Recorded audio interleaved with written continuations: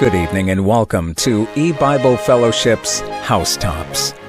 This is a program where we seek to fulfill God's command to preach and proclaim upon the housetops what we hear in the ear.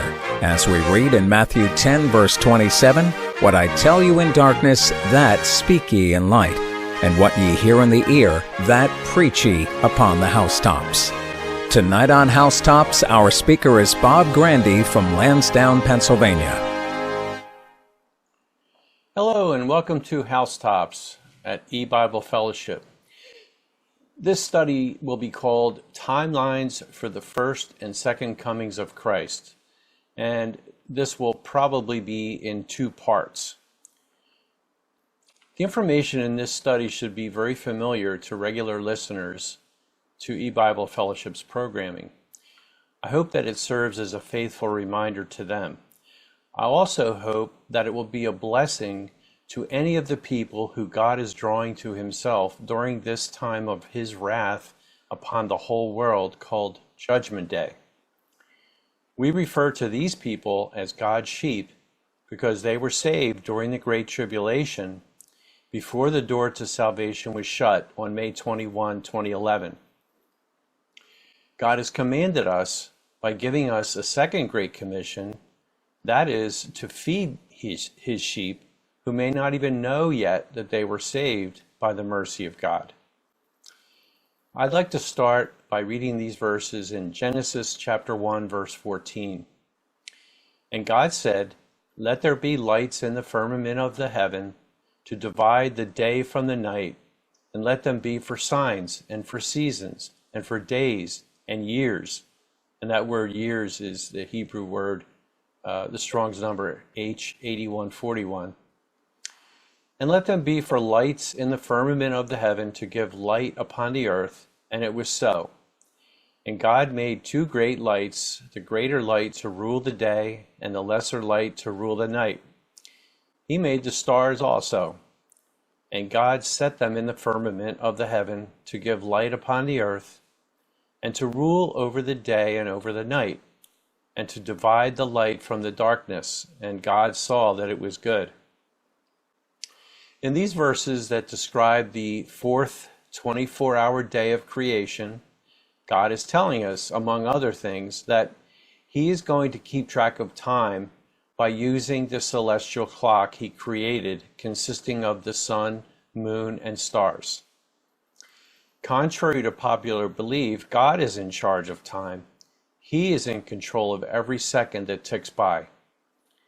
Mankind can only measure time and has come to learn that one day is 24 hours long, and it takes 1 year, which is 365.25 days, for the earth to circle the sun one complete time. Each person makes their plans every day according to a time schedule, but God is ultimately in control of whether these things will go according to their plan or not. There are infinite ways that God can alter everyone's plans. But the elect child of God understands what we read in Romans 8, verse 28. "And we know that all things work together for good to them that love God, and to them who are the called according to his purpose." So it's safe to say that when time began and history began to unfold, and everything took place in the past and continues to take place now according to God's plan. With God, there were and are no surprises because God knows the end from the beginning. For example, it did not surprise God that Adam and Eve fell into sin and spiritual death, which also gave Satan a temporary 13,023-year victory over God's creation. Now, God had anticipated the fall of mankind by atoning for his elect's sins and rising from death in victory at the foundation of the world, which was in eternity past. Was God surprised when the nation of Israel rejected Jesus and had him crucified on the cross? No, this was all planned out ahead of time by Christ for all to see and read about in the Bible. He knew that his purpose was to demonstrate the atonement he had already performed as the Lamb of God by hanging on the cross on Passover Day as the Passover Lamb. So let me get back on track here and say that God used his timekeepers in the heavens to track when many events took place throughout history, and he recorded them in the Bible. For instance, the Bible tells us in Genesis chapter 3 that Adam and Eve fell into sin. In Genesis 4, we learned that Adam and Eve had two sons named Cain and Abel, and Cain killed Abel. In Genesis 5, verse 3, God used the Hebrew word the Strong's number, H8141, translated as years, for the first time after using it in Genesis chapter 1 to mark a specific event. We read about this event in Genesis chapter 5, verse 3. And Adam lived 130 years, that's H8141, and begat a son in his own likeness after his image, and called his name Seth. 8141 is translated as year 797 times in the Old Testament. So we see that not only did God create time, but he also used it to mark events in the Bible. In doing this, it was God's plan to embed a precise calendar of history in the Bible. This hidden calendar was discovered by Harold Camping about 50 years ago. He laid out this calendar, known as God's Biblical Timeline of History, in his book called Adam When, that was first published in 1974. If you've been a listener to E-Bible Fellowship, you are probably familiar with the teaching that we are approaching the very end of time. God has been revealing much evidence from his word, the Bible, that the end of the world could be in the year 2033. This information has always been in the Bible, but it was not part of God's plan to open his people's eyes to understand end-of-the-world doctrines until recent years. We can see why this was so when we read Daniel's question and God's answer to him regarding visions of the end of the world that God had given to Daniel. In Daniel 12, verses 8 to 10, we read, "And I heard, but I understood not. Then said I, O my Lord, what shall be the end of these things? And he said, Go thy way, Daniel, for the words are closed up and sealed till the time of the end. Many shall be purified and made white and tried, but the wicked shall do wickedly, and none of the wicked shall understand, but the wise shall understand." So for those who are hearing about God's biblical timeline of history for the first time, I have listed some of the more notable events from the Old Testament and when they took place according to the Gregorian calendar we use today. Let me share my screen and bring those up. Okay, so you can see here.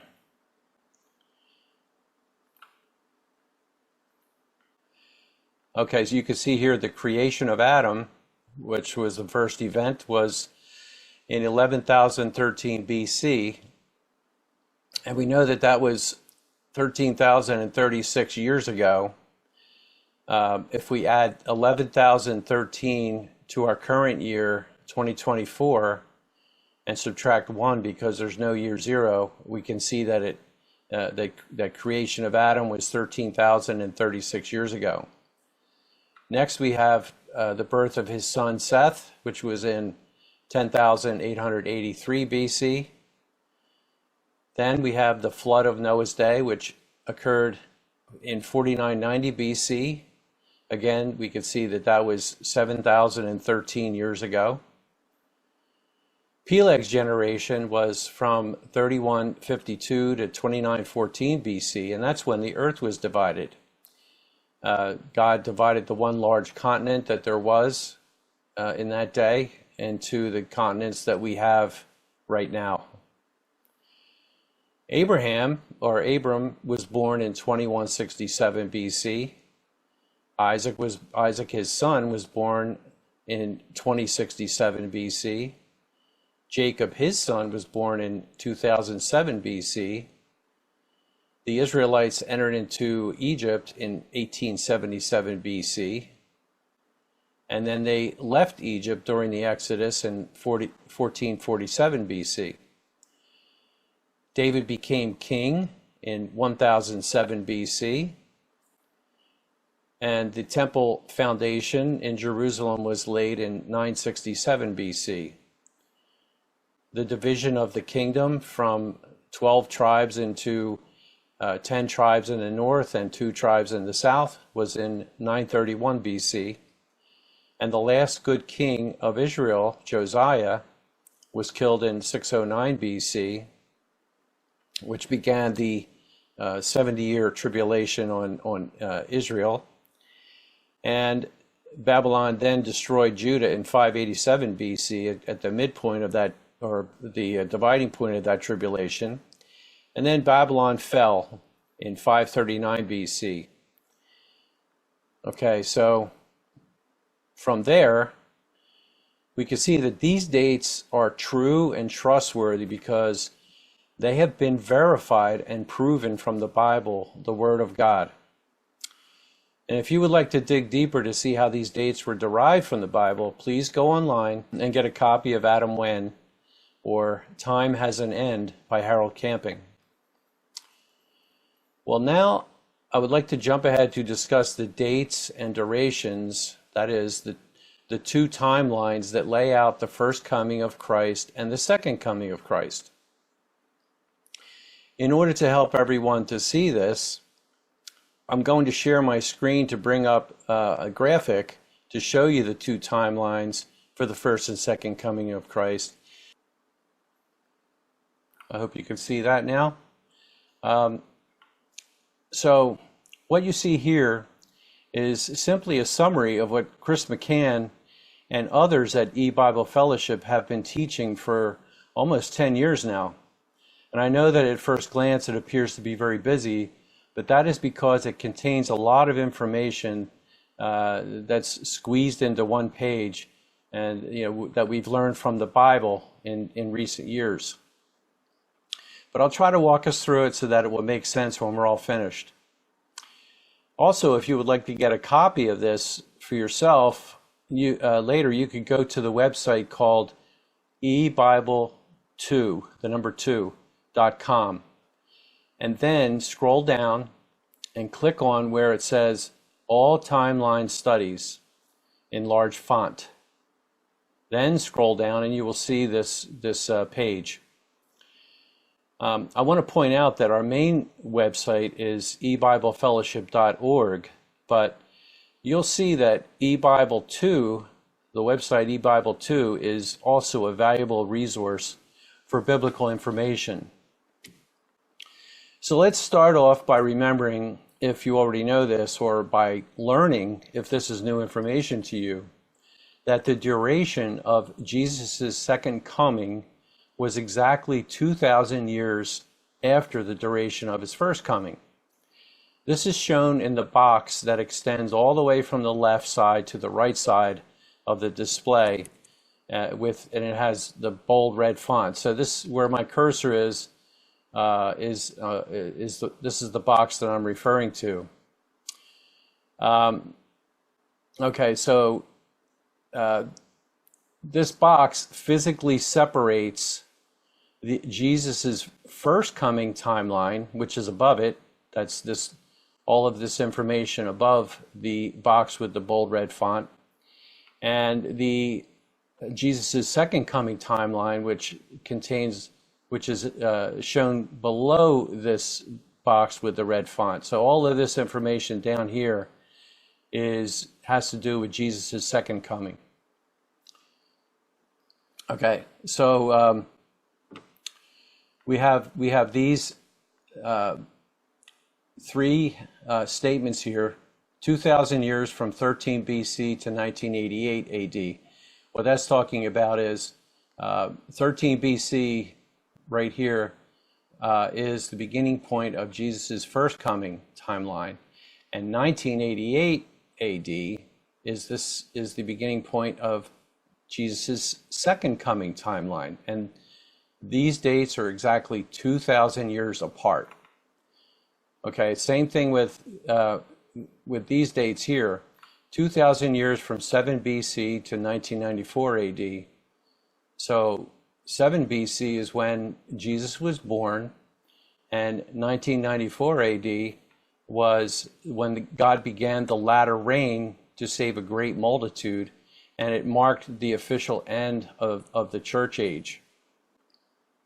The third important date in each timeline that's separated by 2,000 years is over here, 2,000 years from 33 AD to 2033 AD. So 33 AD marks the end point of the first coming of Christ, and that's when he was crucified and rose from the grave and went back to heaven.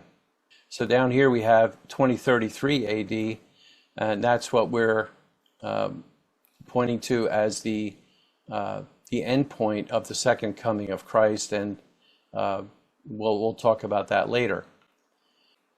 So I wanted to go over 13 BC was exactly 11,000 years from creation that we went over before. 11,000 years takes us to 13 BC, as you can see here. And we also know from Bible study, particularly from Mr. Camping, that Jesus was born in the year 7 BC. As a side note, remember that in the Old Testament, a Jubilee year occurs every 50 years, and 7 BC was a Jubilee year. It occurred every 50 years after the Israelites entered into the promised land of Canaan in 1407 BC. So 1357 BC was the first Jubilee year, and 1307 BC was the second Jubilee year, and Jesus' birth in 7 BC was the final Jubilee year of the Old Testament. And we'll talk about New Testament Jubilees later. So the time gap between 13 BC and 7 BC was very likely 2,300 days, which is 6 years and a little over 3 months. But this is speculation. But the reason we suspect this is because there is also exactly 2,300 days between May 21, 1988, down here, and September 7th, 1994, exactly 2,000 years later, during Jesus' second timeline.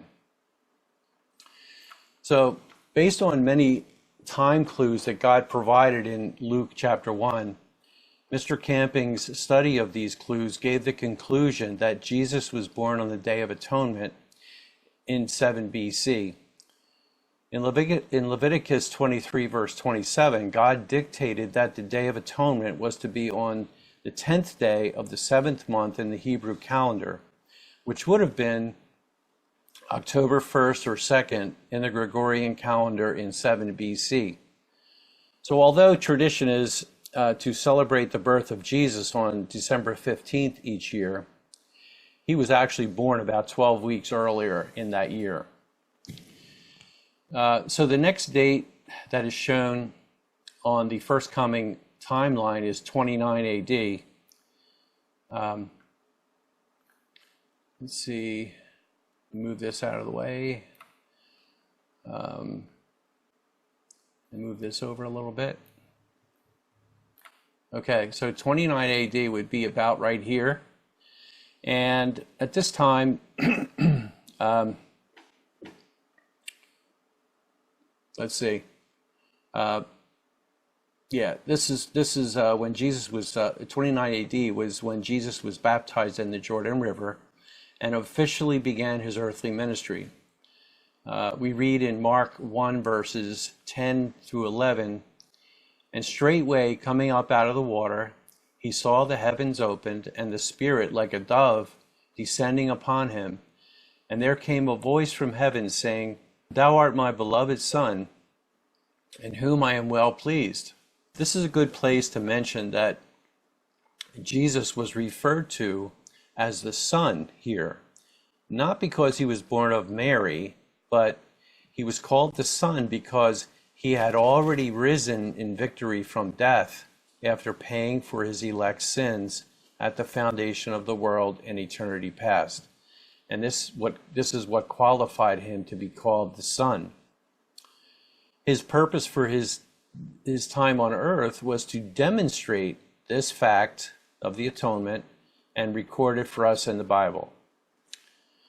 At this time, we don't have any proof from the Bible to say that the year 2029, down here somewhere, which is 2,000 years exactly after 29 AD. We don't have any proof that year 2029 will be an important year in the timeline of the second coming of Christ, but it could be a time when the media and the people of the world become aware of what is being declared about the year 2033. So this brings us to the last date in the timeline of Jesus' first coming, the date of 33 AD, up here. Jesus taught his disciples many times what we read in Matthew 20, verses 18 and 19. Behold, we go up to Jerusalem, and the Son of Man shall be betrayed unto the chief priests and unto the scribes, and they shall condemn him to death, and shall deliver him to the Gentiles to mock and to scourge and to crucify him. And the third day he shall rise again. Well, Jesus had preordained that he would physically die on the cross of Calvary on the day of Passover in 33 AD. However, we have learned that he actually began to demonstrate the atonement the day before in the Garden of Gethsemane on Thursday night. We read about this in Luke 22:42, where we read, saying, Father, if thou be willing, remove this cup from me. Nevertheless, not my will, but thine be done. And Luke 22:44 says, and being in agony, he prayed more earnestly, and his sweat was as it were great drops of blood falling down to the ground. So Jesus, the Passover lamb, was crucified the following day on Friday. His spirit went to be with the Father in heaven, and his body was placed in the tomb. By the way, his body did not see corruption, pointing to the fact that no work was being done during this demonstration of the atonement. This fact also confirmed that the era of the seventh-day Sabbaths had been fulfilled. As a result, the over 11,000 years of seventh-day Sabbaths came to an end as Christ rose victoriously from the grave early Sunday morning, just like he said he would. This was 3 days and 3 nights after his suffering began in the Garden of Gethsemane. This began a new era of Sabbaths called the Sunday Sabbath, the first day of the week Sabbath. The Sunday Sabbath is different than the Saturday Sabbath in that it is a day to worship Christ and to spend time in his word and to do his work, such as feed sheep that were saved during the Great Tribulation. Well, after Jesus rose from the grave, we read in Acts 1 verse 3 that he showed himself alive after his passion by many infallible proofs, being seen of them 40 days. And then later in Acts 1 verses 9 to 11, and when he had spoken these things, while they beheld, he was taken up, and a cloud received him out of their sight. And while they looked steadfastly toward heaven, as he went up, behold, 2 men stood by them in white apparel, which also said, Ye men of Galilee, why stand ye gazing up into heaven?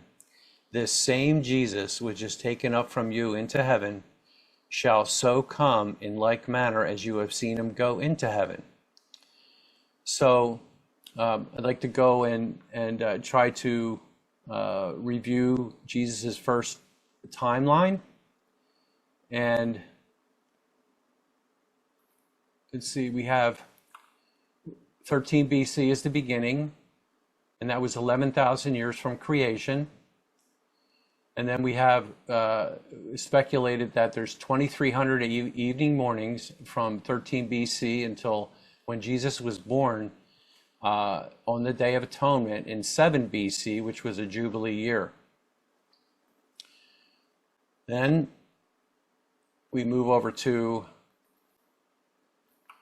29 AD, which is when Jesus was baptized and began his ministry. And finally, his earthly ministry came to an end in 33 AD when Christ was crucified. He rose from the grave, and then he ascended into heaven. So I wanted to just point out also that I didn't talk about this black box here.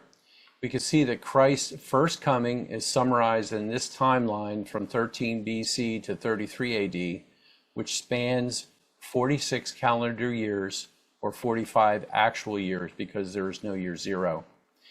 Same thing with Christ's second coming timeline, which we'll cover next time, but we can see that Christ's second coming is following a similar pattern as his first coming, which is summarized in the timeline below from 1988 AD to 2033 AD. This timeline extends for 46 inclusive years or 45 actual years. So I hope this was helpful. Next time we get together, we will go over this timeline, all of this information below the box with the red font, all of this information down here. And yeah, Lord willing, we'll go over that next time. So thank you very much for watching this program, and may the Lord bless his word. Thank you very much. Thanks for being with us for E-Bible Fellowship's Housetops. We hope you enjoyed our program, and remember Luke 12:3, which tells us, "Therefore whatsoever ye have spoken in darkness shall be heard in the light, and that which ye have spoken in the ear in closets shall be proclaimed upon the housetops."